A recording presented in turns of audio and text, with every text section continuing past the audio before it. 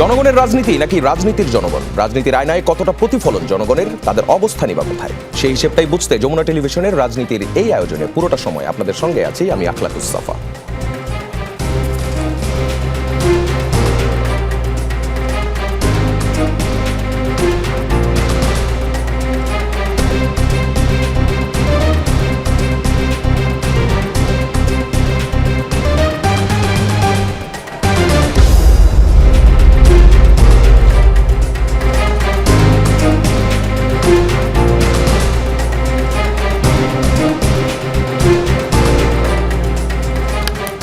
মধ্যপ্রাচ্যে যুদ্ধের উত্তাপ শুধু সেই অঞ্চলের মধ্যেই সীমাবদ্ধ নেই, এর ঢেউ পৌঁছে যাচ্ছে বাংলাদেশেও। জ্বালানি বাজারে অস্থিরতা, তেলের দাম বাড়ার শঙ্কা, সরবরাহ চেইনে অনিশ্চয়তা, সব মিলিয়ে নতুন এক অর্থনৈতিক চাপের আশঙ্কাও করা হচ্ছে। বাংলাদেশ পেট্রোলিয়াম কর্পোরেশনের তথ্য বলছে দেশের বর্তমানে প্রায় 1,36,000 মেট্রিক টন জ্বালানি মজুদ রয়েছে, যা গড়ে 35 থেকে 40 দিন চলার মতো। কিন্তু প্রশ্ন হচ্ছে, যদি মধ্যপ্রাচ্যের যুদ্ধ দীর্ঘায়িত হয় তাহলে কি আমরা বড় ধরনের জ্বালানি সংকটে পড়ব?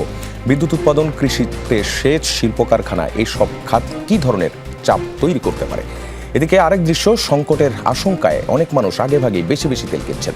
পেট্রোল পাম্পে লম্বা লাইন, পদ্মা মেঘনা যমুনায় ট্রাঙ্ক লরির সারি। ওদিকে গ্যাস সংকটে বন্ধ হয়েছে দেশের 6টি ইউরিয়া সার কারখানার মধ্যে 5টি, যার মধ্যে 2টি আগেই বন্ধ ছিল। এদিকে রাজনীতিতেও চলছে নতুন আলোচনা। সংসদে ডেপুটি স্পিকার বিরোধী দল থেকে দেওয়া হবে কিনা, সংবিধান সংস্কার পরিষদের ভবিষ্যৎ কি, এবং ঢাকায় সফররত মার্কিন সহকারী পররাষ্ট্রমন্ত্রী পল কাপুরের সঙ্গে রাজনৈতিক দলগুলোর আলোচনায় কি বার্তা উঠে এসেছে? এসব প্রশ্ন এখন আলোচনার কেন্দ্রে। এসব নিয়েই আজ আমাদের আলোচনা। আমাদের সঙ্গে আছেন আমার হাতের ডান দিক থেকে এবিএম মোশাররফ হোসেন এমপি, পটুয়াখালী 4 আসনের সংসদ সদস্য এবং বিএনপির প্রশিক্ষণ বিষয়ক সম্পাদক।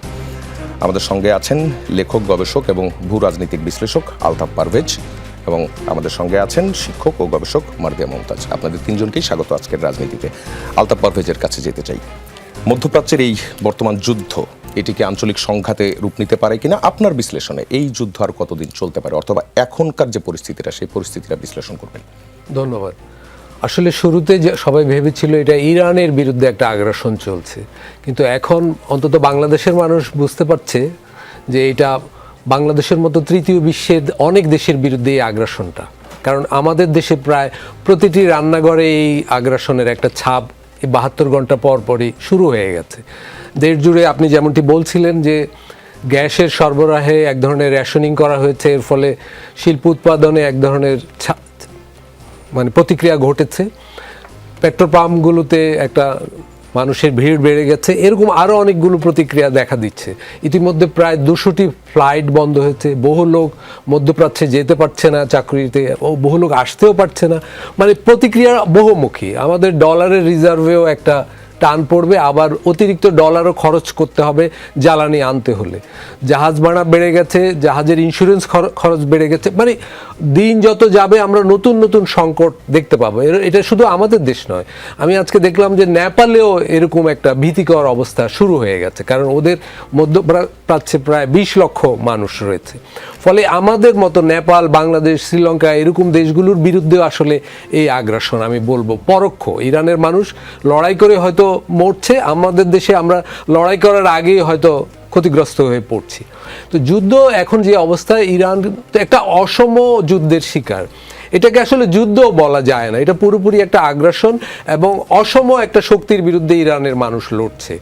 ইসরায়েল এবং যুক্তরাষ্ট্রের সম্মিলিত সামরিক শক্তির কাছে ইরানের শক্তি তো মোটেই তুলনীয় নয়। ফলে ইরানের মানুষ এখন নিজেদের দেশের সার্বভৌমত্ব রক্ষায় যতটুকু পারছে লড়ছে, কিন্তু সামগ্রিকভাবে নৌযুদ্ধ শুরু হয়ে গেছে এবং ইরানের আকাশসীমা ক্রমে যুক্তরাষ্ট্র পুরো নিয়ন্ত্রণ নিতে চাচ্ছে। মনে হচ্ছে ইরানকে একধাপ অন্তত ওরা কোণঠাসা করতে পারছে, কিন্তু ইরান তো সিরিয়া নয়, লিবিয়া নয় বা ইরাক নয়। ফলে ইরান শেষ পর্যন্ত হয়তো লড়বে এবং যুদ্ধটা আরও দীর্ঘমেয়াদী হবে। ইরান চরম কোণঠাসা হলে মানুষ যা করে বা কোনো দেশ যা করে, সে একটা পাল্টা আক্রমণ চালাবে, কিন্তু তার পাল্টা আক্রমণের এবার যে ধরন, সেটা হলো ইতিমধ্যে প্রায় 10টি দেশ তার বোমার আওতায় এসেছে। তো এরকম যখন বোমাবর্ষণ পুরো মধ্যপ্রাচ্য জুড়ে হবে, তখন আমাদের মতো দেশগুলোয় অর্থনৈতিক সংকট আরও বাড়বে, এটা বলা যায়। এবং ইউক্রেন যুদ্ধের সময় আমরা বুঝতে পারিনি যে প্রতিক্রিয়া কত দীর্ঘমেয়াদী, কত গভীর হবে। আমার মনে হয় মধ্যপ্রাচ্য যুদ্ধ আমাদের মতো দেশের মানুষের জন্য কতটা বিপদ বয়ে আনছে সেটা আমরা এখনো পুরোপুরি উপলব্ধি করতে পারছি না। আমি বলবো রাজনীতিক স্তরে, কারিগরি স্তরে এবং সামাজিক স্তরে আমাদের দেশে অনেকগুলো পদক্ষেপ নেওয়া জরুরি এখনই। জি, ধন্যবাদ আপনাকে। এবার মোশাররফ হোসেনের কাছে যেতে চাই। আমরা যে যুদ্ধের প্রভাব, সেই প্রভাব নিয়ে কথা বলছি।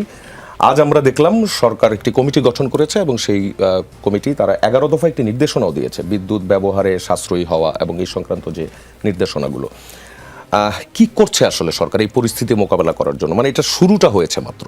যদি আমরা তেলের মজুদের কথাও বলি, 30-40 দিনের মতো, অর্থাৎ সামনের সময়টা, আবার বিকল্প পথও খোঁজা হচ্ছে। সেই জায়গাগুলোতে সরকারের আসলে প্রস্তুতিটা কি? আসলে আপনি দেখেন যে বিএনপি সরকারটা যে সরকার গঠন করেছে এখন 1 মাস কিন্তু হয়নি। এর মধ্যে একটা বিশ্বের চাপিয়ে দেওয়া একটা যুদ্ধর সম্মুখীন হয়েছে বিএনপি। যদিও যুদ্ধটা যে কথা আলতাফ ভাই চমৎকারভাবে বলেছে, ইরান বাগে, কিন্তু এটা কিন্তু আমাদের মতো তৃতীয় বিশ্ব দেশগুলোর উপর কিন্তু সরাসরি ইম্প্যাক্ট পড়ছে। কারণ আপনি জানেন জ্বালানির ব্যাপারে আমরা কিন্তু অনেকটা মিডল ইস্টের উপর নির্ভরশীল। বিশেষ করে আমাদের তৈল এবং এলএনজি যেটা আমরা আমদানি করি সেটা কাতার এবং দুবাই থেকে আমরা বেশি আমদানি করে থাকি। এখন কিন্তু আমাদের যোগাযোগ নেটওয়ার্কটা অনেকটা বন্ধ হয়ে গেছে। এখন দুইটা সংকট, একদিকে জ্বালানি সংকট যেমন আমরা মোকাবেলা করছি, পাশাপাশি আমাদের অর্থনীতিটাকে টিকিয়ে রেখেছে কিন্তু রেমিটেন্স। আমাদের রেমিটেন্স প্রবাহ কিন্তু বন্ধ হয়ে যাচ্ছে এবং সবচেয়ে বড় ভয়ঙ্কর যে জিনিসটা হবে আপনার এই তৈলের সংকট হয়তো শুধু আমাদের না, অনেক দেশেরই এইটা হবে, কিন্তু আমাদের জন্য সবচেয়ে বড় বিপদটা অপেক্ষা করছে সেটা হলো যদি আমাদের রেমিটেন্স যোদ্ধারা ফেরত চলে আসে, তারা যদি কর্মহীন হয়ে যায়, সেটা আমাদের অর্থনীতির উপর কিন্তু একটা চরম প্রভাব পড়বে। আপনি দেখবেন যে বিগত আওয়ামী লীগ সরকার যেভাবে অর্থনৈতিকটাকে একেবারে ধ্বংসের দ্বার প্রান্তে নিয়ে গেছে, সেখান থেকে কিন্তু ইন্টেরিয়াম গভর্নমেন্ট শুধুমাত্র রেমিটেন্স যোদ্ধাদের রেমিটেন্সের কারণে এটা কিন্তু এখন $37 বিলিয়ন আমরা নিয়ে এসেছি। কিন্তু তারপর এখানে বিতর্ক আছে যে কেয়ারটেকার গভর্নমেন্টের আমাদের কিন্তু আমরা কোনো ইম্পোর্ট করি নাই তেমন। যদি ইম্পোর্টের পারমিশনটা সরকার আবার ওপেন করে, সেই ক্ষেত্রে আপনার টোটাল রিজার্ভ কিন্তু নেমে যেতে পারে, একটা কিন্তু আশঙ্কা আছে। এরপর যদি এই আমাদের রেমিটেন্স আসাটা বন্ধ হয়ে যায়, সেটা কিন্তু একটা মারাত্মক ইম্প্যাক্ট পড়বে। ইতিমধ্যে আপনি দেখেছেন তৈলের দাম প্রায় বিশ্বের বাজারে 10% বেড়ে গেছে। আর তারপর সরবরাহ যে জায়গাটা যে হরমুজ প্রণালী, সেটা আবার ইরান বন্ধ করে দিয়েছে। সুতরাং একটা চরম একটা অনিশ্চয়তার মধ্যে কিন্তু আমাদের মতো থার্ড ওয়ার্ল্ড কান্ট্রিগুলো কিন্তু পড়ে যাচ্ছে। অন্যদিকে আরেকটা ইন্টারনাল যে আমরা এটা ম্যানেজমেন্ট করব, সেই অবস্থাটাও কিন্তু নাই, কারণ সরকারটা মাত্র আমি বলেছি 1 মাসের মতো সময় হয়েছে। আমাদের ইন্টারনাল যে রিসোর্সগুলি আছে, অর্থাৎ আমাদের গ্যাস কূপগুলিকে আবার এটাকে রেনোভেশন করা অথবা নূতন কূপ অনুসন্ধান করা অথবা আমাদের উৎপাদন বাড়ানো, আমি এটা জানি না যে কতটুকু আমাদের সক্ষমতা আছে যে এই ক্রাইসিস মোকাবেলা করার জন্য আমরা কতটুকু প্রোডাকশন বাড়াতে পারবো। এখন এটা তাইলে কি হবে? তাহলে আমাদের কিন্তু একটা রেশনিং সিস্টেম করতে হবে। আপনি দেখবেন ইউক্রেন রাশিয়া যখন যুদ্ধ হয়, তাহলে ইউরোপের মতো ধনী রাষ্ট্রগুলোও কিন্তু রেশনিং সিস্টেমে চলে গিয়েছিল, যে দিনের বা রাতের একটা নির্দিষ্ট সময় লোডশেডিং করে কিন্তু তারা মেকআপ করেছে। ইতিমধ্যে দেখবেন যে আমি মনে করি ইতিমধ্যে খুব একটা ইতিবাচক ব্যবস্থা গ্রহণ করেছে আমাদের মাননীয় প্রধানমন্ত্রী। উনি ওনার অফিসের যে লাইটিং সিস্টেমটা অনেকটা নিয়ন্ত্রণে আনতে বলেছে এবং জনগণকে আহ্বান জানিয়েছে যে জনগণও যাতে এই পদ্ধতি অবলম্বন করে। তা সুতরাং আমরা জানি, দেখবেন গত আওয়ামী লীগের সরকারের আমলে আমরা দেখেছিলাম যে আমাদের প্রায় 26,000 মেগাওয়াট বিদ্যুৎ উৎপাদনের সক্ষমতা আছে, কিন্তু সেখানে আমাদের গ্যাস দরকার, সেখানে আমাদের কয়লা দরকার, সেখানে আমাদের তৈল দরকার। কিন্তু তৈল যদি না হয়, তাহলে ইন্টারনাল ম্যানেজমেন্টের মাধ্যমে আমরা কতটুকু পারবো, এটা একটা বিবেচ্য বিষয়। সেক্ষেত্রে কয়লা আমাদের কতটুকু মজুদ আছে, এটা একটা দেখার বিষয়। কারণ কয়লাতে জ্বালানির সবচেয়ে প্রোডাকশন কস্ট কম, পার ইউনিট 4 টাকা থেকে 6 টাকা। কিন্তু আমরা তৈলে যদি আমরা করতে যাই, সেইটার প্রায় 16 টাকা থেকে আপনার 27 টাকা পর্যন্ত আওয়ামী লীগের আমলে আমরা দেখেছি। তা আমার মনে হয় আমার একটা এখানে কাজ হবে যে সরকার যদি এটাকে ইন্টারনাল ম্যানেজমেন্টটা করে, আমাদের কতটুকু আমরা গ্যাস বেশি উৎপাদন করে আমরা জ্বালানির দিকে আমরা নিয়ে যেতে পারি, অথবা কয়লাটাকে যদি আমরা আরও বেশি করতে পারি, অথবা কতটুকু কয়লা আমাদের মজুদ আছে, এইগুলি বিষয় যদি বিবেচনা করি, আমার মনে হয় এই ক্রাইসিসটা আমরা অনেকটা মোকাবেলা করতে পারব। আচ্ছা, জ্বালানি মন্ত্রী তিনি বলেছেন যে আতঙ্কিত হওয়ার কারণ নেই, পরিস্থিতি এখনো পর্যন্ত নিয়ন্ত্রণে আছে। এরই মধ্যে আপনি শুনছিলেন যে 5টি সার কারখানা বন্ধ হয়েছে গ্যাস সংকটের কারণে। এছাড়াও আপনি নিজেও যেই ক্রাইসিসগুলোর কথা বলছিলেন, এর মধ্যে তাহলে নিয়ন্ত্রণটা কোথায়? না, নিয়ন্ত্রণ তো সরকার করতে হবে, আপনার করা ছাড়া তো উপায় নাই, কারণ জনগণকে তো একটা স্বস্তির সংবাদ দিতে হবে। এটা এখনো একটা আমি মনে করি একটা পথ আছে যে কয়লা ভিত্তিক আমাদের যেটা দিনাজপুরে যে কয়লা, ওখান থেকে যদি দ্রুত আমরা কয়লা উৎপাদন করতে পারি, অথবা যদি আমরা আমাদের যে গ্যাস ফিল্ডগুলি আছে এগুলোকে রেনোভেশন করে যদি আপাতত যদি আমরা কিছু অতিরিক্ত গ্যাস উৎপাদন করে বিভিন্ন শিল্প কারখানা যদি আমরা সরবরাহ করতে পারি, হয়তো ক্রাইসিসটাকে মোকাবেলা করা যাবে। না, কিন্তু এটা তো নেক্সট 1 to 2 মান্থসের মধ্যে পসিবল না। না, এইটা অনেক সময় আমরা শুনি আমাদের জ্বালানি বিশেষজ্ঞরা বলে যে একটু রেনোভেশন করলে আমরা এত মেগাওয়াট আমরা আরো বেশি উৎপাদন করতে পারবো। ক্রাইসিসের সময় তো আপনি কিছু স্টেপ নিতেই হবে, এছাড়া তো উপায় নেই। আচ্ছা, কিন্তু এই যে নিয়ন্ত্রণে থাকার যে মেসেজটা আপনি বলছেন যে জনগণকে আশ্বস্ত করার জন্য সরকার দিচ্ছে, কিন্তু জনগণ তো আশ্বস্ত হচ্ছে না, লাইন পড়ে যাচ্ছে পেট্রোল পাম্পে। আমি একটা জায়গায় আমি আশ্বস্ত, ধরেন আমরা আওয়ামী লীগের আমলে শুনেছি যে বাংলাদেশে প্রায় 26,000 মেগাওয়াট বিদ্যুৎ উৎপাদনের সক্ষমতা আমাদের আছে, কিন্তু আমাদের দরকার কত? 14 থেকে 15,000 মেগাওয়াট হলে আমাদের 1 সেকেন্ডের জন্য আমাদের লোডশেডিং হবে না। অর্থাৎ ওই সময় কুইক রেন্টালের নামে একটা দুর্নীতির একটা ফ্যাক্টরি তারা খুলেছিল। তা আমার মনে হয় যদি 14,000 মেগাওয়াট লাগে, আমরা যদি একটু রেশনিং সিস্টেম করি, তাহলে আমার মনে হয় অনেকটা কমিয়ে নিয়ে আসা সম্ভব, ক্রাইসিস মোকাবেলা করা সম্ভব। জি, ধন্যবাদ আপনাকে। মার্দিয়া মমতাজের কাছে যেতে চাই। এই নিয়ন্ত্রণ এবং নিয়ন্ত্রণ চেষ্টা, আপনি কি কনভিন্সড কিনা, অথবা আপনার কোনো সাজেশন, পরিস্থিতিটা কিভাবে মূল্যায়ন করবেন? না, এখন এটা একটা শুধু ন্যাশনাল ক্রাইসিস না, এটা একটা ইন্টারন্যাশনাল ক্রাইসিস। এটার ব্যাপারে যদি রেশনিংয়ের কোনো নির্দেশনা আসে এবং ক্ল্যারিফিকেশন সহ আসে, আমার মনে হয় দেশের মানুষ এটাকে ওয়েলকাম করবে। কিন্তু এটা সময় মতো আসা উচিত এবং ঘোষণা আসা উচিত। আমরা দেখেন যুদ্ধের আগেই দেখছি রমজানের শুরু থেকেই আমাদের বাসাগুলোতে গ্যাস থাকছে না। হ্যাঁ, আর এই যে তেলের দাম বাড়া, এটা তেলের দাম দেশে একদম ন্যাশনাল লেভেলে বাড়ার অনেক আগেই দেখা যায় ট্রান্সপোর্টেশন কস্টগুলো বেড়ে যায়। এটা কৃত্রিমভাবে বাড়িয়ে দেওয়া হয়। এটা সরাসরি ফল পরে হচ্ছে বাজারে। এই জিনিসগুলো অলরেডি শুরু হয়ে গেছে। তো এখানে আসলে দুইটা জিনিস দরকার, একটা হচ্ছে প্রপার মনিটরিং এবং মানুষকে ইনফর্ম করা। তাহলে মানুষ যখন জানবে যে ঠিক আছে, এমনও হতে পারে যে খুবই অড একটা টাইম, আমার বাসায় রাত 1টা থেকে 3টা এইটুকু সময় আমি গ্যাস পাবো এবং আমাকে ওই সময় কাজ করতে হবে, তাহলে মানুষ কাজকর্মগুলোকে শিফট করতে পারে। কিন্তু এটা যদি না জানিয়ে হয় তাহলে কিন্তু মানুষ প্ল্যান করতে পারে না।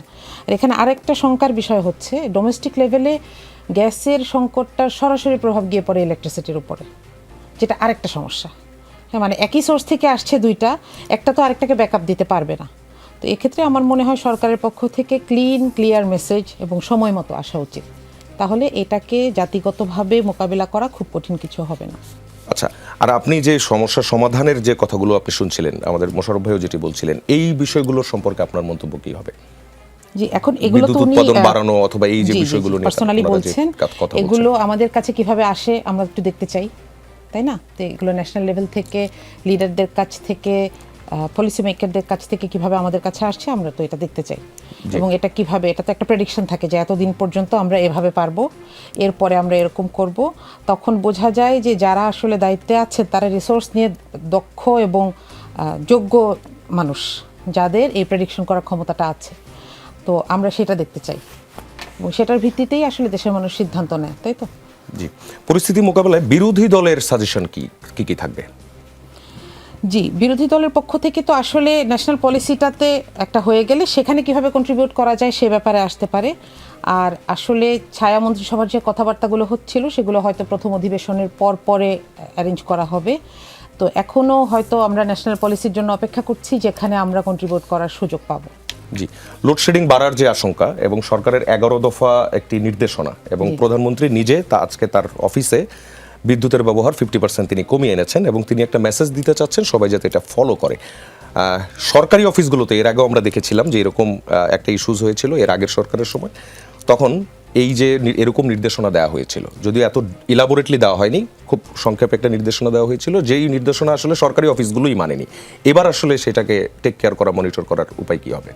জি, দেখেন, একটা স্বাভাবিক টেন্ডেন্সি হচ্ছে মানুষের, যে মানুষ শাসকের অনুসারী হয়। দেখবেন শাসক যখন দুর্নীতিগ্রস্ত হয় মানুষের মধ্যে দুর্নীতির ব্যাপারে একটা গ্রিন সিগন্যাল আসে।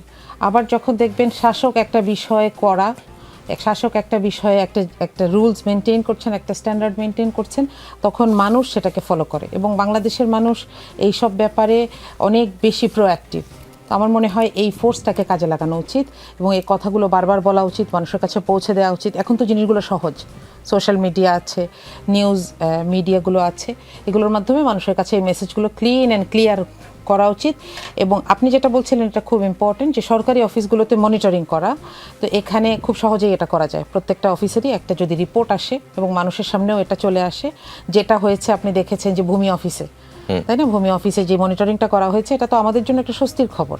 কারণ এইসব জায়গায় গেলে আমরা কখনো লাঞ্চের আগে কাজ করতে পারি না, লাঞ্চের পরেও লোকজন থাকেন না। তো এই ছোট ছোট মেসেজগুলো আসলে মানুষকে স্বস্তি দেয়। আমরা এই জিনিসগুলো দেখতে চাই। জি, ধন্যবাদ। আলতাফ পারভেজের কাছে ফিরতে চাই। আপনি সংকটের ওই কথাগুলো বলছিলেন যে কি পরিমাণ সংকটের মধ্যে দিয়ে যাচ্ছে, আপনার সাজেশন কি হবে? আসলে আমার মনে হয় ছোটখাটো দু একটা নির্দেশনা বা নজির স্থাপনে যথেষ্ট নয়। এটা একটা এত বড় একটা সংকট, এখন দুটো পদক্ষেপ খুব জরুরি এখনই। সেটা হলো সমস্ত সংসদের ভেতরকার এবং সংসদের বাইরের প্রধান প্রধান রাজনৈতিক দলগুলোকে নিয়ে একটা রাজনৈতিক বৈঠক আহ্বান করা, যে এই সংকট যদি 1 সপ্তাহ বা 1 মাস বা 2 মাস প্রলম্বিত হয় তাহলে কি করণীয়। রাজনৈতিক পরিষদ এই ধরনের সব দল মিলে একটা নির্দেশনার পরে একটা কারিগরি কমিটি করতে হবে সেক্টর ভিত্তিক, যে গ্যাসের ক্ষেত্রে আমরা কি করব, সার উৎপাদনের ক্ষেত্রে কি করব, বাসাবাড়িতে এলএনজি সংকটে কি করব, এরকম প্রেডিকশন ভিত্তিক পদক্ষেপের জন্য একটা কারিগরি কমিটি থাকতে হবে। অর্থাৎ একদিকে একটা সর্বদলীয় রাজনৈতিক বৈঠক, তার নির্দেশনার আলোকে একটা মানে পেশাজীবীদের বা দক্ষ বিশেষজ্ঞদের একটা কারিগরি কমিটি এবং তার নির্দেশনা সরকার অনুসরণ করবে। যেমন আমি ছোট ছোট বলতে পারি, এখনই তো প্রাইভেট গাড়ি অন্তত সপ্তাহে 2-3 দিন বন্ধ রাখা উচিত বাংলাদেশের।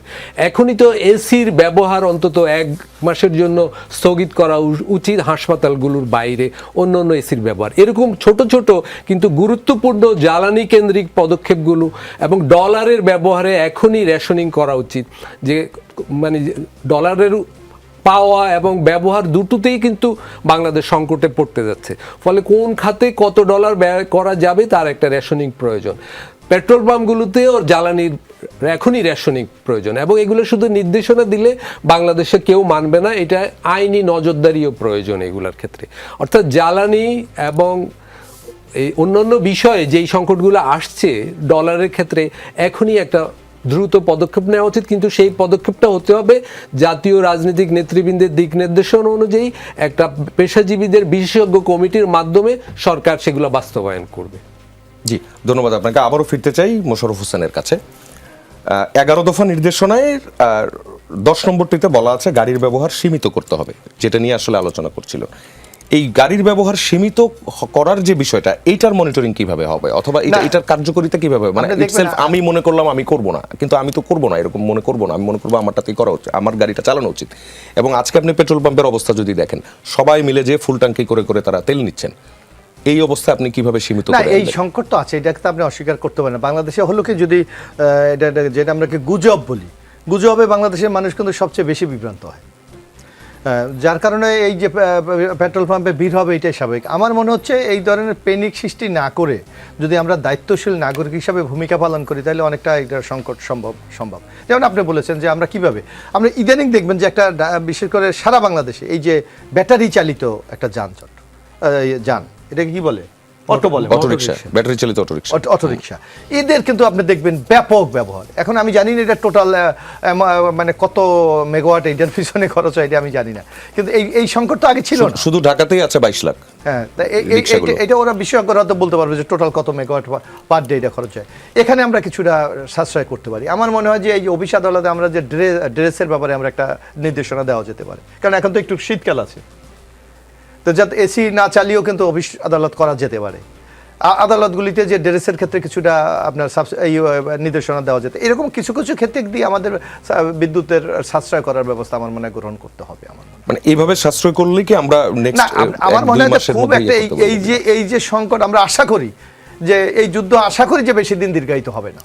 আচ্ছা, এই যে মানুষ যে প্যানিক করছে, এবং মার্জিয়া মমতাজও বলছিলেন যে মেসেজ ক্লিয়ার হওয়া দরকার মানুষের কাছে, আমি মার্জিয়ার সাথে আমি সম্পূর্ণ একমত যে আমাদের একটা রাষ্ট্রের একটা স্পোকম্যান থাকা উচিত, যে কি অবস্থা আমাদের বর্তমান ক্রাইসিস, কি অবস্থা, আমরা কতটুকু এটা মোকাবেলা করতে পারবো, এই ধরনের একটা সরকারের দায়িত্বশীল জায়গা থেকে যদি এরকম মেসেজ পাওয়া যায়, তাহলে জনগণ নিশ্চয়ই একটা স্বস্তির মধ্যে থাকবে। জি, আরেকটা বিষয়, সেটি হচ্ছে বিপিসি তারা বিকল্প হিসেবে সিঙ্গাপুর এবং মালয়েশিয়ার উপর নির্ভরতা বাড়ানোর একটি সাজেশন দিয়েছে। আন্তর্জাতিক রুটে সরবরাহ ব্যবস্থা বাধাগ্রস্ত হলে এই বিকল্পটা কি পর্যাপ্ত হবে? না, এখন আপনি দেখতে পাবেন এখানে তো একটা রুট তো কিন্তু খোলা আছে আপনার, যদি এখানে আপনার যেটা আপনার ভারত কিন্তু অধিকাংশ তৈরি ইম্পোর্ট করে আপনার এই থেকে, রাশিয়া থেকে। সুতরাং আমরা এইসব ধরনের বিকল্প চিন্তাও আমাদের করতে হবে ক্রাইসিস মোকাবেলা করার জন্য। আর আপনি যেটা বললে অনেক সময় আমরা জানি না সিঙ্গাপুরে কত মজুদ আছে, সেটাও একটি ইম্পর্টেন্ট ব্যাপার। এগুলো হিসাব নিকাশ করে আপনার মার্জিয়া মমতাজ, একই প্রশ্ন যদি আপনাকে বলি, যে বিকল্প যে চিন্তা করা হচ্ছে, এই বিকল্প চিন্তাটা কি পর্যাপ্ত হবে কিনা? জি, এটা আসলে খাতা কলমে বসে হিসাব করতে হবে আসলে।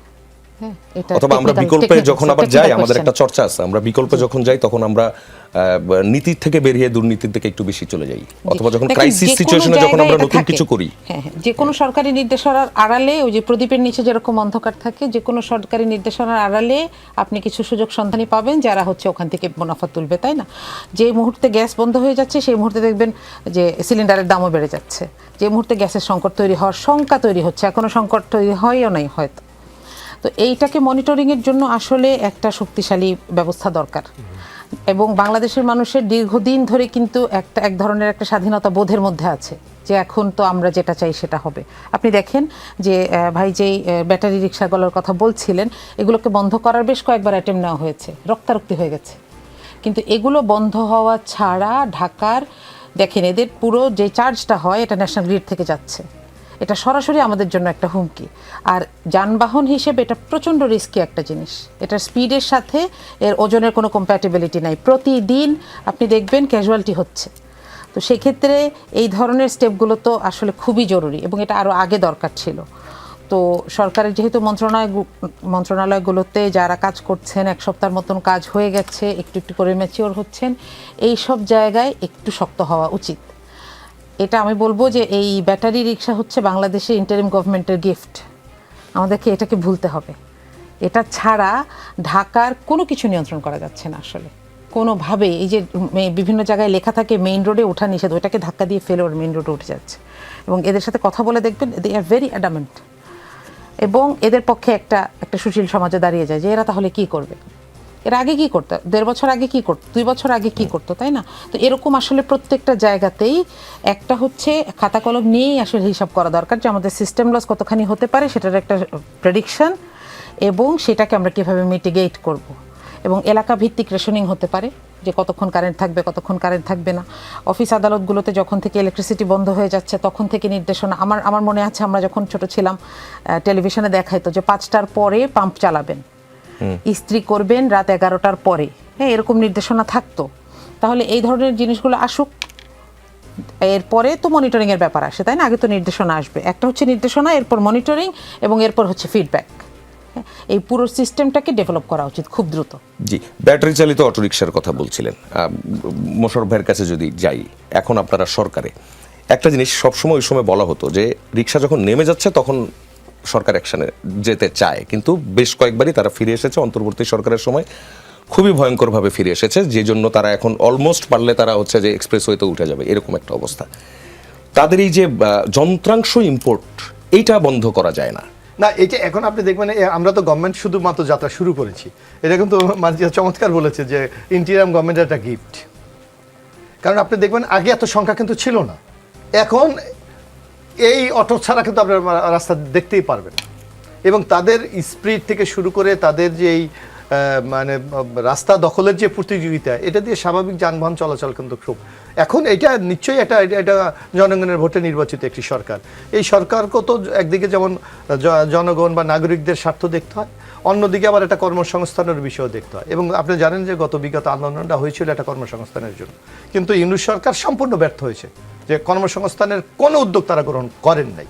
তো সুতরাং বিএনপির জন্য তো যে চ্যালেঞ্জগুলি সবচেয়ে বেশি বার্নিং ইস্যু, তার মধ্যে অন্যতম হলো এটা কর্মসংস্থান বা এদেরকে কি ব্যবস্থা গ্রহণ করবে। সুতরাং আমার মনে হয় যে এগুলো নিয়ে সকল রাজনৈতিক দলগুলির কিন্তু কিছু ঐক্যমত, আমার কিছু কিছু জায়গায় আমাদের যেতে হবে। তার অন্যতম হলো কিন্তু এই অটো।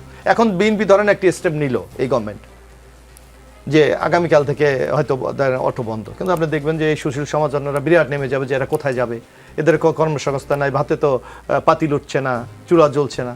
তো সুতরাং কিছু কিছু জায়গায় যদি আমরা জাতীয় ঐক্যমত আমরা পোষণ না করতে পারি, তাহলে এই সংকট কিন্তু সমাধান করা যায়। জি, আলতাফ পারভেজের কাছে ফিরি। জি, আমাদের একটা দুর্ভাগ্য কি, যখন কোনো জাতীয় সংকটে পড়ি, মনে করেন কৃচ্ছ্রতা সাধনের ব্যাপারে, জ্বালানি কৃচ্ছ্রতা সাধন করতে হবে, সরকারি দল এবং বিরোধী দল দুই দিক থেকে নজর পড়ছে গরিব মোটর রিক্সা চালকদের উপর, কিন্তু এসি বন্ধ, প্রাইভেট কার কমানো, এগুলো নিয়ে কিন্তু ওনারা কোনো সমাধান দেয়নি। আমার মনে হয় এই যে আমাদের চিন্তার ধরন, এটা সমস্যা আছে। সেটা হলো অটোরিকশা কেন এসেছে, এটা ইন্টারিমের সরকারেরও আমি বলবো অবদান তা নয়। 18 মাসে এই অটোরিকশা বাংলাদেশে নাজেল হয় নাই, কর্মসংস্থান নাই এবং পাবলিক ট্রান্সপোর্ট নাই। আমি এই যে চলাফেরা করব সকালে, আমার জন্য কি ঢাকা যথেষ্ট পাবলিক ট্রান্সপোর্ট আছে? ফলে আমাকে অটোরিকশাতে উঠতে হবে। আবার যিনি অটোর চালক, তার জন্য কি কোনো কর্মসংস্থান করেছে কোনো সরকার? করেনি। আগামীতেও খুব তাড়াতাড়ি এটা হবে না। ফলে তারা নিজেরা এই উপায়, মানে রুটি রুজির এই উপায় অবলম্বন করে নিয়েছে, আর ঢাকার মানুষও এটা দ্বারা উপকৃত হচ্ছে। অটোরিকশাগুলো কি খালি আছে কোথাও? খালি কিন্তু নেই, কারণ জনগণের সামনে কোনো বিকল্প নেই। তাকে অফিসে যেতে হবে, স্কুলে যেতে হবে, হাসপাতালে যেতে হবে, অটোই তার ভরসা। এখন কৃচ্ছতা সাধন করতে হবে। বিদ্যুতের যে ব্যবহার অটোরিকশাগুলো করে, সেগুলা অন্য অন্য খাতে, মনে করেন এসিতে যে বিদ্যুৎ ব্যবহার হয় শীতাতপ নিয়ন্ত্রিত যন্ত্রে, তার এক ভাগও অটো চালকরা করে না। কিন্তু তার মানে কি, আমরা প্রথম নিয়ন্ত্রণ রেশন কোথায় করব?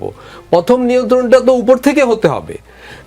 এই যে আপনি যে কোনো বড় বাসার দিকে তাকিয়ে দেখুন, প্রতি ফ্ল্যাটে এসি আছে, তো সেইটাই তো নিয়ন্ত্রণ করতে হবে আগে, দরিদ্র রিক্সা চালকদের উপর কোপ মারার আগে। ফলে আমি বলবো এই ধরনের জাতীয় সংকটে চিন্তা ভাবনাগুলো হওয়া উচিত কম্প্রিহেন্সিভ। সেগুলো একটা সরকার এবং বিরোধী দল মিলে একটা জাতীয় কমিটি এবং বিশেষজ্ঞ কমিটিদের থেকে সিদ্ধান্তগুলো আসা উচিত। বিশেষজ্ঞরা সহজেই বলবে বিদ্যুতের বেশি অপচয় কোথায় হয়, জ্বালানির অপচয় কোথায় হয়।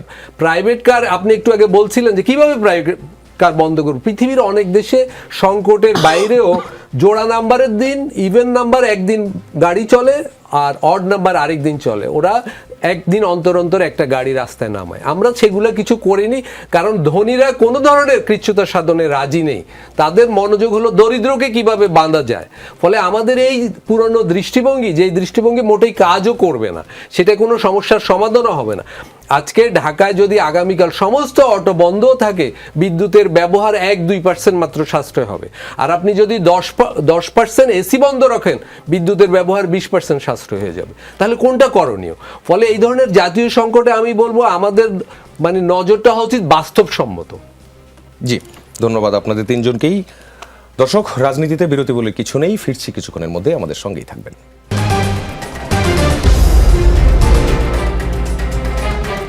দর্শক, আবারও স্বাগত। ফিরে এলাম রাজনীতির আলোচনায়। যেতে চাই বি এম মোশাররফ হোসেনের কাছে। সংসদে ডেপুটি স্পিকার বিরোধী দল থেকে দেওয়ার বিষয়টি নিয়ে আলোচনা।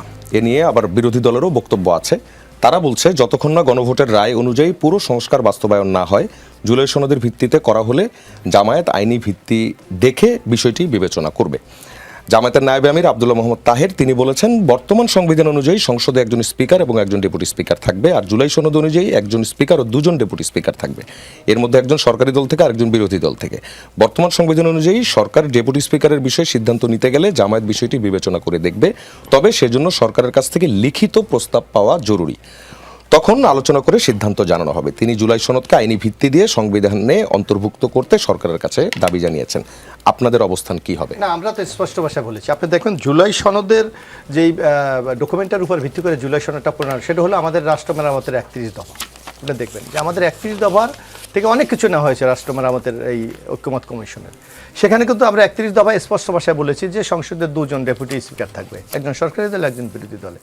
সুতরাং আপনাকে এই প্রস্তাবগুলো, যে কথাটা আবু তাহের সাহেব বলেছেন যে এগুলি বাস্তবায়ন করতে হলে তো আপনাদের সংসদে এগুলোতে অ্যামেন্ডমেন্ট বিল আনতে হবে। এখন আমাদের দেশটা চলছে যে বর্তমান সংবিধানের আওতায়। তো সুতরাং আপনাকে নতুন কোনো বিষয় যদি অন্তর্ভুক্ত করতে হয়, তাহলে অবশ্যই সংসদে বিল উত্থাপন করে অ্যামেন্ডমেন্ট করতে হবে। তো সুতরাং আমাদের দুইজন ডেপুটি স্পিকার আমরা নেব, এটা তো আমরা কমিটমেন্ট।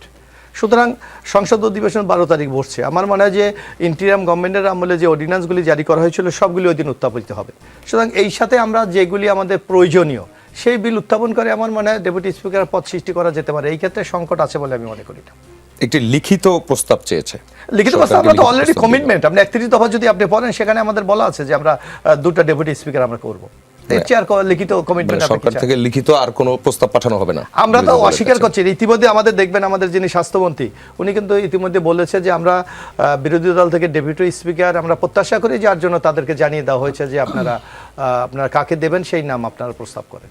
জি, মার্দিয়া মুমতাজ, বিরোধী দল থেকে ডেপুটি স্পিকারের যে প্রসঙ্গটি আর যে উত্তর আপনি শুনলেন। জি, এখানে আসলে অনেকগুলো বিষয়, একটা আস্থাহীনতা তৈরি হয়েছে শপথের দিনটা থেকেই, এবং আমার মনে হয় যে এখানে অনেক কিছুতে সিওরিটি থাকলেও বারবার শুনতে চাচ্ছে বিরোধী দল। তার একটাই কারণ যে এখানে একটা আস্থাহীনতার ব্যাপার আছে। এবং আমি শুধু বিরোধী দলের কথা বলবো না, আমি দেখেছি যে বাংলাদেশের সর্বস্তরের মানুষ এটাতে সেদিন হতাশ ছিল। যে আমরা চেয়েছিলাম সংবিধান সংস্কারের একটা শপথ একই দিনে হবে এবং এই মর্মে কিন্তু চিঠিও দেওয়া হয়েছিল। এখন আমরা আরেকটা সংকটের মাথায় এসে উপস্থিত হয়েছি, সেটা হচ্ছে রাষ্ট্রপতির পদ, এবং এটা নিয়ে আপনি দেখবেন যে বিভিন্ন ধরনের কথাবার্তা হচ্ছে। মির্জা ফখরুল ইসলাম আলমগীর বলেছেন কিছু কথা, যে আসলে দরকারটা কি, রাষ্ট্রপতির মেয়াদ আছে, তো সেই হিসেবে তো আসলে আওয়ামী লীগ গভর্নমেন্টেরও মেয়াদ আছে এখন, তাই না? তো আমরা তো হ্যাঁ ভোটের মাধ্যমে সংবিধানের ওপরে জনগণের মতামত, এই জায়গাটাতে একমত হয়েই হ্যাঁ ভোট চেয়েছি, গণভোট চেয়েছি, এবং গণভোটের রেজাল্টটা আমাদের হাতে। তো এটাকে বাস্তবায়নে আসলে বাধাটা কোথায়? তো এটা নিয়ে সরকারি দলেরই এটা আসলে দায়িত্ব, নিজেদের নিয়ত এবং তাদের যে প্রেডিকশন বা তাদের যে কর্ম পরিকল্পনা, এটা ডেইলি বেসিসে হবে না। তো এটা আপনার যে পরিকল্পনাটা, সেটা আপনাকে মানুষের সামনে ডিসক্লোজ করতে হবে, এবং এই স্বচ্ছতাটা প্রয়োজন। কারণ বাংলাদেশের মানুষ একটা দীর্ঘ সময়ের রাজনৈতিক অস্বচ্ছতা এবং অবিশ্বাস থেকে বেরিয়ে এসেছে। তারা আর কোনো কিছুতে, আপনি দেখবেন এখন অনেক অল্প জিনিসে অনেক বেশি সন্দেহ চলে আসে। আজকে আরও একটা ঘটনা হয়েছে, আরও একটা কথার ভিত্তিতে এক ধরনের অনাস্থা তৈরি হয়েছে, অনেক ধরনের কথাবার্তা হচ্ছে। আপাত দৃষ্টিতে মনে হবে এই কথাগুলো অপ্রয়োজনীয়, কিন্তু এগুলো আসছে ওই যে আমাদের আস্থাহীনতার একটা সংস্কৃতি ছিল, এটা থেকে বের হয়ে আসার জন্য আসলে অনেক স্বচ্ছভাবে কথা বলা দরকার।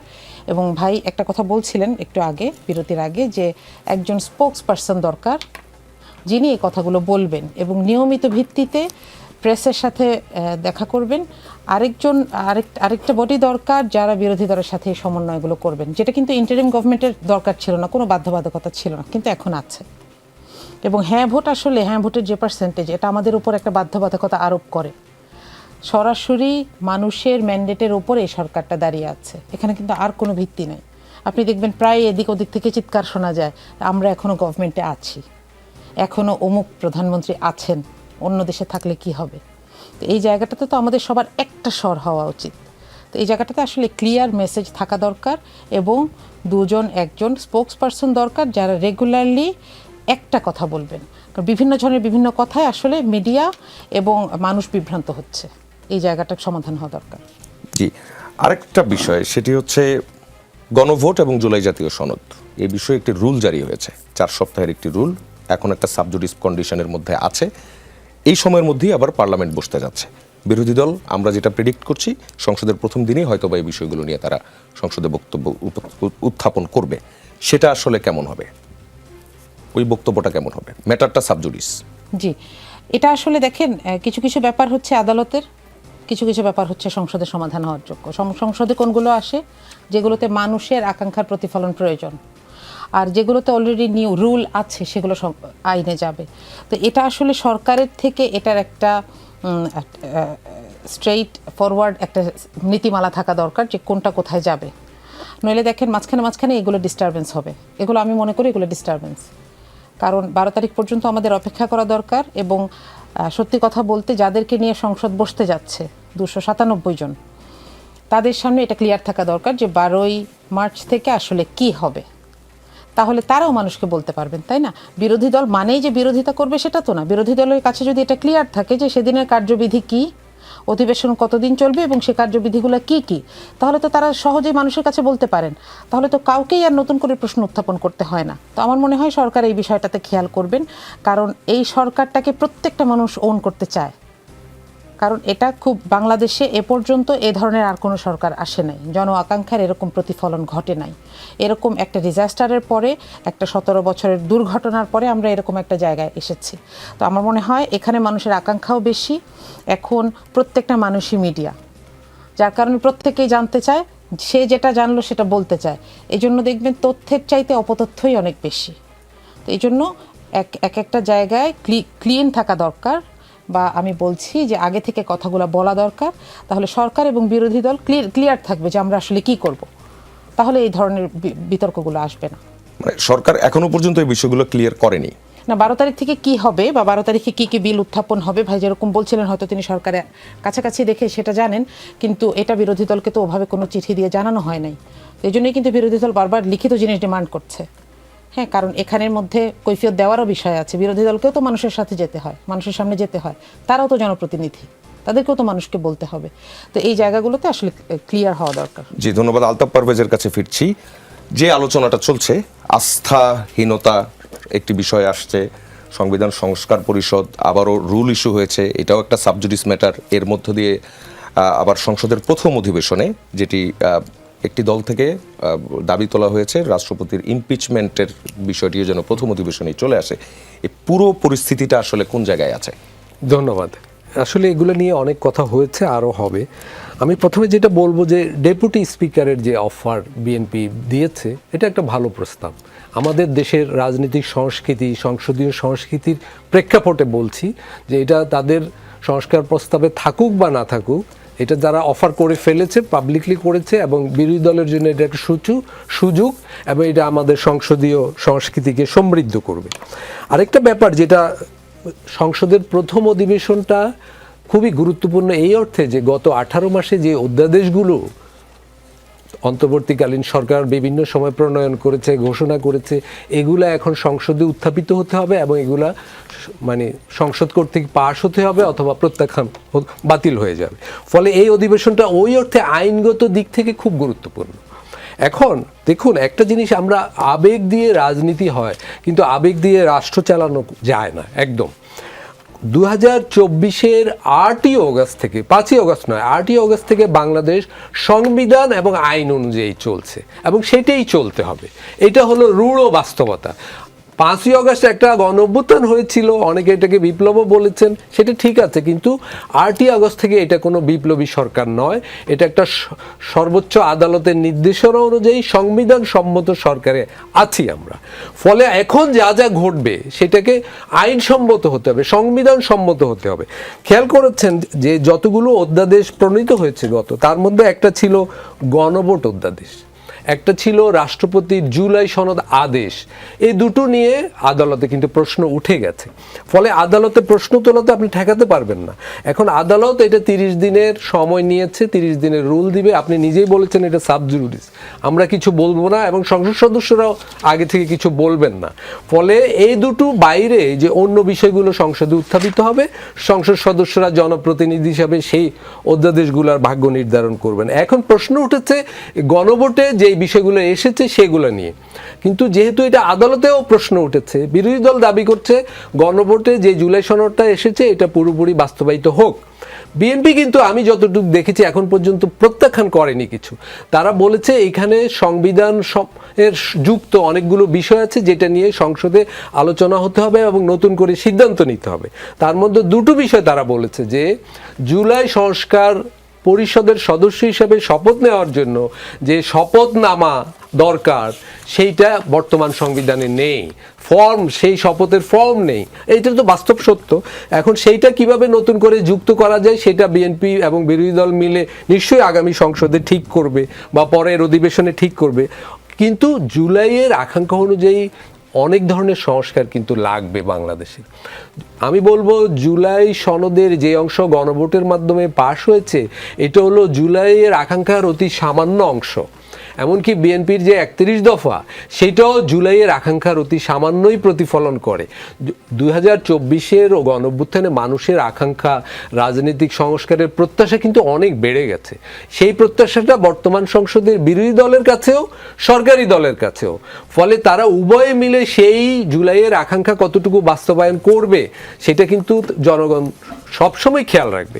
ফলে এখানে আমি বলবো উভয়ে পারস্পরিক হানাহানি না করে কিভাবে জুলাইয়ের আকাঙ্ক্ষা অনুযায়ী সংস্কারকে এগিয়ে নিয়ে যায় সেটা কিন্তু তারা উভয়ই মনোযোগী হতে হবে।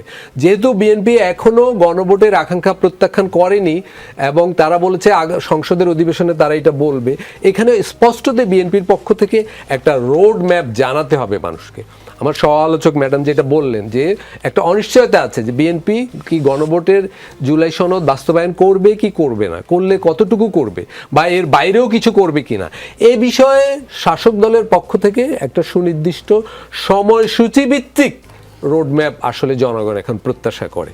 কিন্তু একই সাথে বিগত আমলে যদি বেআইনিভাবে, অসাংবিধানিকভাবে কিছু হয়ে থাকে সেটাও নিশ্চয়ই আদালতে দেখবে এবং আদালতের সিদ্ধান্ত আমাদের মেনে নিতে হবে। জি, ধন্যবাদ। ফিরতে চাই মোশাররফ হোসেনের কাছে। সদ্য সাবেক উপদেষ্টা রিজওয়ানা হাসান এবং খলিলুর রহমান, বর্তমানের যিনি পররাষ্ট্রমন্ত্রী, তাদেরকে জিজ্ঞাসাবাদ এবং বিচারের দাবি করেছে জামায়াত। সংবাদ সম্মেলনে সৈয়দ আব্দুল্লাহ মোহাম্মদ তাহের, তিনি বলেছেন গতকাল আমরা একটা রাজসাক্ষী পেয়েছি, সেই রাজসাক্ষীর নাম হচ্ছে সাবেক উপদেষ্টা অ্যাডভোকেট রিজওয়ানা। তিনি সাংবাদিকদের সঙ্গে এটা প্রকাশ করেছেন, যারা তার ভাষায় নারীদের উপযুক্ত অধিকারকে নিশ্চিত করতে পারেনি, তারা বিরোধী দলে থাকলেও আমরা কিন্তু তাদের মূলধারায় বা প্রধান শক্তি হিসেবে আসতে দেইনি। তখনই বোঝা যায় যে ইলেকশন ইঞ্জিনিয়ারিং এর কথা এসেছে, সেটাকে উনি নিজেই স্বীকার করে রাজসাক্ষী হয়েছেন। এর জবাবে কি বলবেন জামায়াতের? না, আমি এখানে একটা কথা স্পষ্ট ভাষায় বলতে চাই। আপনি দেখেন যে 12 ফেব্রুয়ারি যে নির্বাচনটি অনুষ্ঠিত হয়েছে, এই নির্বাচন নিয়ে রাজনৈতিক দলের পক্ষ থেকে এখনো পর্যন্ত কোনো প্রশ্ন তোলা হয়নি, বরং জামাত ইসলামের আমির সাহেব কিন্তু এই নির্বাচনকে অভিনন্দন জানিয়েছেন। এক, দ্বিতীয়ত যেটা আন্তর্জাতিকভাবে এইটা সবচেয়ে প্রশংসিত একটি নির্বাচন হিসেবে ইতিমধ্যে চিহ্নিত হয়েছে। এখন সৈয়দ রেজওয়ানা যে কথাটি বলেছে, এটা ওনার ব্যক্তিগত মতামত বলে আমি মনে করি। আর যদি জামাত মনে করে তার এই বক্তব্য তাদের কোনোভাবে গ্রহণযোগ্য নয়, সেটা আইনগত তারা ব্যবস্থা গ্রহণ করতে পারে, অ্যাবসলিউটলি তাদের দলীয় সিদ্ধান্তের বিষয়। কিন্তু এইভাবে বক্তৃতা বিবৃতি দিয়ে টোটাল পরিস্থিতিটাকে ঘোলাটে করার কোনো সুযোগ আছে বলে আমি মনে করি না। যদি তারা মনে করে তাদের উপর অবিচার করা হয়েছে বা ইঞ্জিনিয়ারিং করা হয়েছে, সেটা আদালতে যেতে পারে, নির্বাচন কমিশনে যেতে পারে। আমাদের বৈধ কিছু পন্থা আছে, সেগুলি অবলম্বন করলে আমার মনে হয়। কারণ এর সাথে আমি মনে করি এই টোটাল যে বাংলাদেশের মানুষের কাছে সবচেয়ে একটি গ্রহণযোগ্য নির্বাচন হয়েছে, সেই নির্বাচনটাকে একটা প্রশ্নবোধক চিহ্নের মধ্যে ফেলে দেওয়ার একটা ষড়যন্ত্র এখানে হচ্ছে বলে আমার মনে করি। না, কিন্তু এটাও যদি করতে চায়, আবার একই সঙ্গে নির্বাচনকে সাধুবাদও জানিয়েছে, স্বাগতও জানিয়েছে, তাহলে দুরকমের অবস্থান হলো না? না, এখন আপনি মনে করেন এটা জামাতে ইসলামী হলে বলতে পারতেন, এটা আমি তো এই জবাব দেওয়ার সুযোগ আমার কাছে আচ্ছা, নাই। মার্দিয়া মমতাজের কাছে যেতে চাই, দুরকমের অবস্থান হয়ে গেল না? জি, নির্বাচন হওয়ার পরে আপাত দৃষ্টিতে যেটা মনে হচ্ছিল সেটা একটা ঘটনা, কিন্তু তার মানে এই না যে এরপরে আর কোনো কথা বলা যাবে না। সৈয়দ রেজওয়ানা হাসান যেটা বলেছেন, সেটা আমার দৃষ্টিতে, আমি যদি ব্যক্তিগতভাবে বলি, এটা নির্বাচনকে প্রশ্নবিদ্ধ না করে বরং বাংলাদেশে নির্বাচনের সময় আমরা দেখেছি কিছু ন্যারেটিভ তৈরির চেষ্টা করা হয়েছে, এবং এই ন্যারেটিভকে, এটা এতদিন পর্যন্ত কনস্পিরেসি থিওরির মতন ছিল, রেজওয়ানা হাসান এটাকে সামনে নিয়ে এসেছেন। রেজওয়ানা হাসান এখানে একটা ব্যাখ্যা দিয়েছেন, উনি বলেছেন উনি আমরা বলতে আসলে ইন্টারিম গভর্নমেন্টকে বোঝান নাই, আমরা বলতে নারী সমাজকে বুঝিয়েছেন। কিন্তু আমার মনে হয় এই ব্যাপারটাও স্বচ্ছ না। তিনি বোঝাতে চাচ্ছেন যে জামাত একটি ফার রাইট দল, যেটার মধ্যে সত্যতা কম। অথচ দেখেন, যারা ঢাকার একটা বড় স্টেজে উঠে নারীকে একটা বাজে বাজে অভিধা দিয়েছে, তাদের সাথে বিএনপি জোট করেছে, তাই না? এরপরে বিএনপি সবচাইতে বেশি আসন যাকে ছাড় দিয়েছেন জমিয়ত, সেখানে কোনো নারী সদস্যেরই অস্তিত্ব নেই। তো এইগুলোকে যদি আমরা সামনে রাখি, তাহলে জামাতের একলা নির্বাচনের আগে এরকম একটা ন্যারেটিভ তৈরির চেষ্টা করা হচ্ছিল যে জামাত হচ্ছে একটা নারী বিদ্বেষী দল, এবং এটাকে বিভিন্নভাবে বিভিন্ন জায়গা থেকে এনাবল করার চেষ্টা করা হয়েছে। আপনারা দেখেছেন নির্বাচনের 2 দিন আগ পর্যন্ত বিভিন্ন ধরনের চেষ্টা করা হয়েছে, বিভিন্ন মিছিল হয়েছে, এবং এগুলো আর্টিফিশিয়াল, এগুলো করানো হয়েছে, বোঝাই যাচ্ছে যে 8-10 জনের একটা জায়গা, সেটাকে এত বেশি হাইলাইট করা হচ্ছে, অথচ নির্বাচন পূর্ব সহিংসতা এবং নির্বাচন পরবর্তী সহিংসতায় যে নারীরা আক্রান্ত হচ্ছেন, সেই নিউজগুলো আমরা দেখছি না। এখন এই জায়গাটায় দাঁড়িয়ে রেজওয়ানা হাসান এই কথাটা বলতে পারেন কিনা, তাকে একটা কথা বুঝতে হবে, তিনি ইন্টারিম গভর্নমেন্টের পদটা ছেড়ে এসেছেন, কিন্তু ওই সময়টাকে জাস্টিফাই ওনার বাকি জীবন করতে হবে। বাকি জীবন তিনি এই ব্যাপারে কোনো কথা বলার সময় তার সতর্ক থাকা উচিত। এবং তিনি যে কথাটা বলেছেন, আমি মনে করি সেটার মধ্যে সত্যতা কিংবা স্বচ্ছতার অভাব আছে, এটাকে তাকেই পরিষ্কার করতে হবে। তিনি নারী সমাজ বলতে যদি নারী সমাজ বোঝান, সেটার মধ্যে তো সত্যতা নাই। নারীরা যদি উনি বলে থাকেন যে এই ধরনের দলগুলোকে, ধর্মীয় দলগুলোকে মেইন স্ট্রিম হতে দেয় নাই, সেটা তো আমি ভোটের মাঠে দেখতে পাচ্ছি না, তাহলে কি সেখানেও কোনো ইঞ্জিনিয়ারিং হচ্ছে? এটার ব্যাখ্যা তো আমি দিতে পারবো না, কিন্তু এই প্রশ্নগুলো ওঠানোর দায়িত্ব আমাদের। কারণ হচ্ছে এই ইন্টারিম গভর্নমেন্টটার ওপরে আমরা অনেক কিছু নির্ভর করেছিলাম, আমরা অনেক কিছু, আপনি দেখবেন যে ভাই যেটা বলছিলেন, জামাতের আমির 12 তারিখ দিবাগত রাত একটাই বলেছেন যে আমরা নির্বাচনের ফল মেনে নিচ্ছি। এটা কিন্তু ইন্টারিম গভর্নমেন্টের এই ম্যানেজমেন্টের উপর একটা শ্রদ্ধা। তখন কিন্তু আর কোনো সরকার গঠন হয় নাই, তখন চাইলেই মানুষকে ডাকা যেত যে এই জায়গায় ঝামেলা হচ্ছে, আপনারা আসেন, একটা সহিংসতা হতো, একটা ঝামেলা হতো। সেটাকে এড়ানোর জন্য কেউ যদি করে থাকে, সেটা ইন্টারিম গভর্নমেন্টের প্রতি শ্রদ্ধা। তাহলে তারা যারা এখানে কাজ করেছেন, তারা কিছুতেই এই জায়গাটাকে কি করে ফেলতে পারেন না, এই দায়িত্ববোধটা তাদের থাকা উচিত। জি, ধন্যবাদ আপনাকে। আলতাফ পারভেজের কাছে ফিরতে চাই। ঢাকায় মার্কিন সহকারী পররাষ্ট্রমন্ত্রী পল কাপুরের সফর, এটিকে কেবল কূটনৈতিক সফর বলা যাবে, নাকি এর পেছনে ভূ রাজনৈতিক কোনো বার্তা আছে? ধন্যবাদ। পল কাপুরের এই সফরটার জন্য আসলে ধন্যবাদ দিতে হয় যুক্তরাষ্ট্রকে, কারণ এই সফরের মাধ্যমে আমরা জানলাম যে অন্তর্বর্তীকালীন সরকারের আমলে গোপনে যে বাণিজ্য চুক্তিটা হয়েছে যুক্তরাষ্ট্র এবং বাংলাদেশের মধ্যে, সেটা তখন ভাবা হয়েছিল বোধহয় জনগণ, বিরোধী দলগুলো কিছু জানে না, কিন্তু এখন তো খোলাসা হলো যে বিএনপি এবং জামাতে ইসলাম উভয়ের সম্মতিতেই এই গোপন চুক্তিটা হয়েছে। তো এইটার মধ্য দিয়ে বোঝা গেল যে রাজনৈতিক দলগুলো, আমাদের প্রধান দল, দেশের স্বার্থের প্রশ্নে, দেশপ্রেমের প্রশ্নে জনসভায় যেভাবে প্রচণ্ড উচ্ছ্বসিত এবং জনগণকে অনেক কথা বলেন, কিন্তু বাস্তবে এই গোপন চুক্তিতে তারাও সম্মতি দিয়ে এসেছেন। এবং বাণিজ্য চুক্তির বিভিন্ন ধারা ইতিমধ্যে তো প্রকাশিত হয়েছে। এটা যে কি পাহাড় সম পরিমাণ বাংলাদেশের শিল্প, প্রতিরক্ষা, অর্থনীতি এগুলোর বিরুদ্ধে একটা বিরাট চ্যালেঞ্জ তৈরি করে রেখেছে, সেটাও আমরা জানলাম। নিশ্চয়ই এখন পল কাপুরই বাংলাদেশে নির্বাচনের পর আসা সবচেয়ে বড় বিদেশি কূটনীতিবিদ। উনি চাইবেন বাংলাদেশকে যুক্তরাষ্ট্রের স্বার্থের কথা বলতে এবং বাণিজ্য চুক্তিটা বাস্তবায়নের এগিয়ে নিতে, কিন্তু মুশকিল হলো এই চুক্তি তো বাংলাদেশের স্বার্থের বিরুদ্ধে এবং এখনও বাংলাদেশের সরকারিভাবে পুরোপুরি প্রকাশিত হয়নি। ফলে এটা বাংলাদেশের জন্য একটা চ্যালেঞ্জ যে এই চুক্তি কীভাবে বাস্তবায়ন করবে। নাগরিক সমাজের দিক থেকে একটা দাবি আছে যে অবিলম্বে এই চুক্তি প্রকাশিত হোক, কিন্তু দুর্ভাগ্যের ব্যাপার কোনো দলে, বিরোধী দল এত কিছু বিষয়ে সরকারি দলকে চ্যালেঞ্জ করছে, চুন থেকে পান খসলে কিন্তু অভিযোগ উঠছে, কিন্তু এই চুক্তি প্রকাশ করার ব্যাপারে জামাতে ইসলাম বা এনসিপি কেউ কিন্তু কিছু বলছে না আজ পর্যন্ত। 1 মাস হয়ে গেল। এইটা খুব সন্দেহজনক একটা ব্যাপার। কিন্তু বাংলাদেশের অর্থনীতির স্বার্থে এবং যেখানে সরকার এই মুহূর্তে অর্থনীতি পুনর্গঠনের জন্য সর্বোচ্চ অগ্রাধিকার দিয়ে এগুচ্ছে, সেখানে এই চুক্তিটা প্রকাশ করা উচিত। এবং আমি বলবো যুক্তরাষ্ট্রের দিকে হেলে পড়াটা বাংলাদেশের জন্য অত্যন্ত বিপজ্জনক হবে, কারণ আওয়ামী লীগ আমলে আমরা দেখেছি 15 বছর ভারতের দিকে হেলে পড়ার কারণে বাংলাদেশের কি দুর্ভাগ্যের ব্যাপার ঘটেছে। এখন যদি ওই দিক থেকে ঘড়ির পেন্ডুলামের মতো আমরা আরেক দিকে হেলে পড়ি, আমাদের আরও সংকট হবে, কারণ চীন, ভারত বা ইউরোপীয় ইউনিয়ন এরাও কিন্তু আমাদের অর্থনীতির স্বার্থের জন্য গুরুত্বপূর্ণ বন্ধু। ফলে আমরা যদি সব স্বার্থ যুক্তরাষ্ট্রের কাছে বন্ধক দিয়ে দিই এবং বিরোধী দল এবং সরকারি দল যদি ঐক্যমতের ভিত্তিতে এটা করে, তাহলে জনগণের জন্য সেটা খুব দুর্ভাগ্যের ব্যাপার হবে। জি, মোশাররফ হোসেন, খুব সংক্ষেপে যদি বলেন যে এই চুক্তিগুলো ওপেন করা হবে কিনা, বিশেষ করে একদম শেষে যে দুটি চুক্তি হয়েছে, বাণিজ্য চুক্তি এবং মিলিটারি চুক্তি। এখন আসলে এই চুক্তি করেছে ইন্টিরিয়াম গভর্নমেন্ট, বিএনপি সরকার সবেমাত্র ক্ষমতায় এসেছে। তাই সুতরাং আমি মনে করি বিএনপি বলেছে, কিন্তু আমরা এই চুক্তি পর্যালোচনা করে দেখবো যে কি আছে, তারপর হয়তো এই ব্যাপারে সিদ্ধান্ত করবো। কিন্তু ওই যে পল কাপুর আসার পর যে বিষয়টা সামনে আসলো যে দু দলই জানতো, এটা একজনের বক্তব্য দিয়েছে, সুতরাং এটা বিএনপির পক্ষ থেকে এখনো কোনো রিয়াকশন দেয়নি, কোনো দলই দেয়নি। সুতরাং আমরা দেখি সামনে কি। মানে আপনারা কি জানতেন না তাহলে?